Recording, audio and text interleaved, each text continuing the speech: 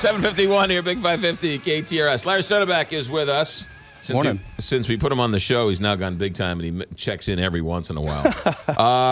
You're from First Rule, and you're our tech guy. You join us each and every week to talk about it. What do you got today? Sir. All right, well, we got 3 stories in the news this week. Yes. Let's start with kind of a reminder for everyone. Today, actually, is your last chance to get the Windows 10 free upgrade that's probably been bugging you for the past, year on your computer. Right. Today is literally the last day. It ends tomorrow at 5:59 a.m. Eastern.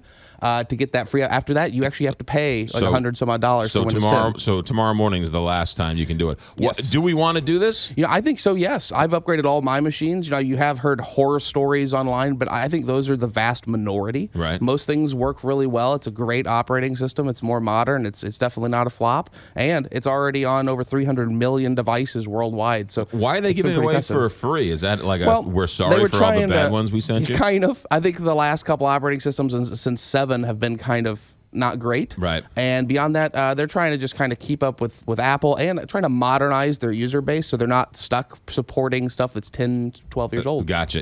Google's done that too a couple times where they say we're no longer going to support X, Y, and Z. Well, and everyone threw a fit with this forced Windows 10 upgrade, which is really just a free Windows 10 upgrade. But if you think about it, Apple does this all the time.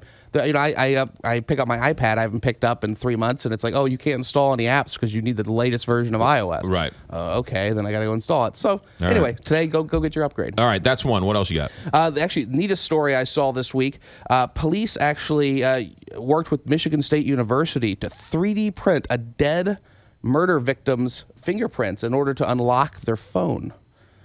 So there was apparently a murder case. Right. The victim was deceased, obviously, and but they had scans of their fingerprints, basically fingerprint records. So the police gave Michigan State University, who apparently specialized in this, the scans of the fingerprints. They were able to digitally recreate using a 3D printer the fingerprints. This is interesting because remember that San Bernardino shooter, they had this fight over whether or not how to unlock the iPhone. Yes. So they could have taken his fingerprint and printed it and then done it. Exactly. It's a really well. And here's the thing. And in that case, the shooter had the San Bernardino shooter had a long single password, like a long digit password. Right. And this is actually something for everyone to know.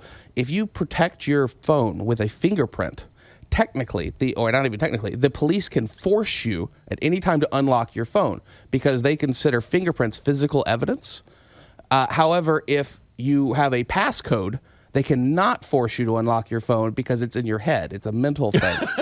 This has been brought up a lot recently. This is a big deal. So while the fingerprint's convenient, right? Just something to know. So cancel your fingerprint and only because if you have both, they can then make you use your fingerprint. They could. Wow. It's something at least to be aware of. Interesting. Especially when traveling internationally. How about that? Yeah. Learn something new every day. And what's this Lego story? So just wanted to mention this. You've probably seen this if you've been around Reddit or online in the geek world recently. Comic-Con was in San Diego. The big Comic-Con was last week. And you always get these cosplayers, people that make these elaborate costumes and dress up and go around.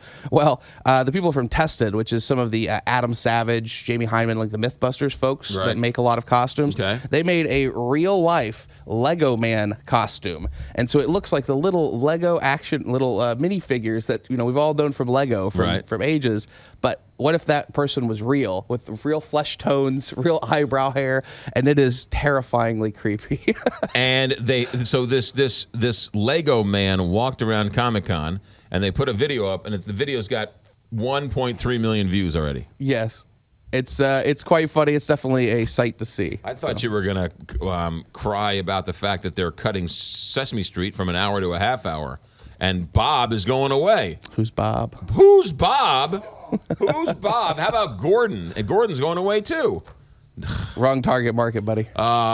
First, Cookie Monster can't eat cookies, right? Then Bob's gone, and now Gordon's gone. Next thing you know, they're gonna deport Snuffleupagus.